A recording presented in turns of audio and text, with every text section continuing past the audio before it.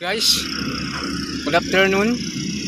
Kini siya ginapisyon ni siya karon, no? Pero actually duli siya og dagat, no? Duli siya og dagat. Karon nagapisyon, samtang nagapisyon ni siya nang gawas ang tubig.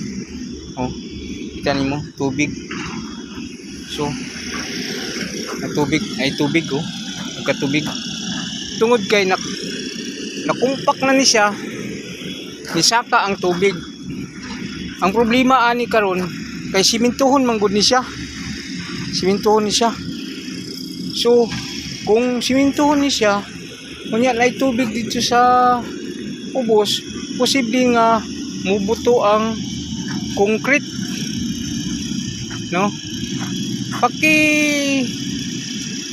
Kuan daw, suggest daw kung unsay solusyon ani nga problema.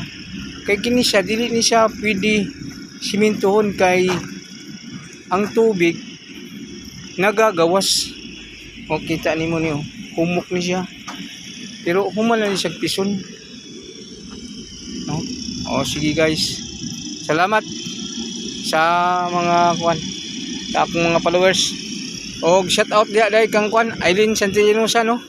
Nasa Kapalong karon, pag nagluto tog adobong manok. Okay, bye.